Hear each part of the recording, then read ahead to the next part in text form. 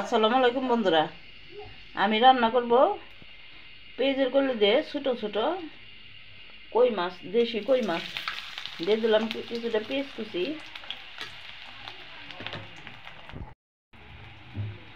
দিয়ে দিব পেঁয়াজের কলি,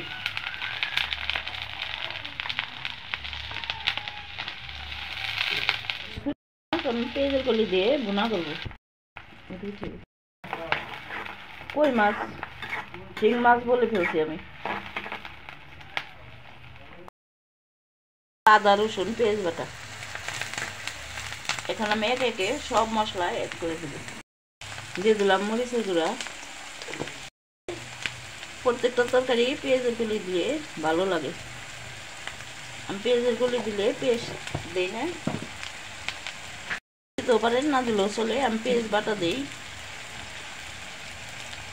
দিছি মরিচ গুঁড়া, দিছি হলুদ গুঁড়া, এখন দিয়ে দিব ধনে গুঁড়া, স্বাদ মতো লবণ দিয়ে ভালো করে কষিয়ে নিব। এখন পানি অ্যাড করে দেব। ভালো তরকারি কষানো হয়ে গেছে, এখন দিয়ে দিব কই মাছ।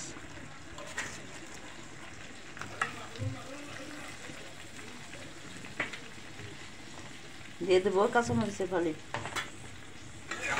এখন মাছটাকে আমি ভালো করে কষিয়ে নিব।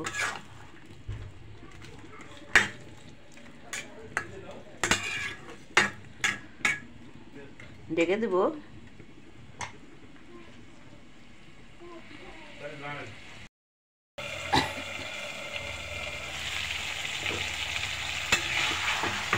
বন্ধুরা দেখুন,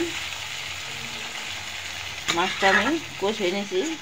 এখন সামান্য একটু পানি অ্যাড করে দেবো। বেশি ঝোল রাখবো না, মাখা মাখা করবো।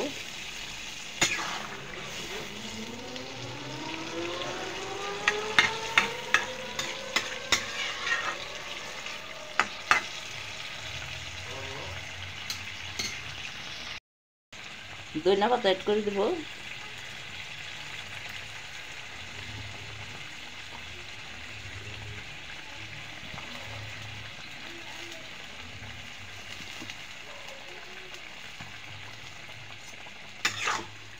নেড়ে চেড়ে ডেকে রান্না করবো 2-2.5 মিনিট, তারপরে আমি পরিবেশন করব। আমি এরকম মাখা মাখা ঝোল রাখছি। বন্ধুরা, এই শীতে পেঁয়াজের কলি দিয়ে যে কোনো মাছ এরকম রসা রসা অথবা ভুনা খুবই ভালো লাগে। আপনারা রান্না করে খাবেন। আর আমার রান্না যদি আপনাদের পছন্দ হয়ে থাকে, আমার ইউটিউব চ্যানেলকে সাবস্ক্রাইব করবেন, লাইক দিবেন, কমেন্ট করবেন। ফেসবুক চ্যানেলকে লাইক দিবেন, কমেন্ট করবেন, বেশি বেশি করে শেয়ার করবেন। প্লিজ বন্ধুরা, যারা আমার ইউটিউব চ্যানেল দেখেন এখনও সাবস্ক্রাইব করেন নাই, যারা সাবস্ক্রাইব করে আমার বন্ধু হয়ে যান। আর আমার ফেসবুক চ্যানেলকে বেশি বেশি করে শেয়ার করুন। এখন আমি নামিয়ে পরিবেশন করব।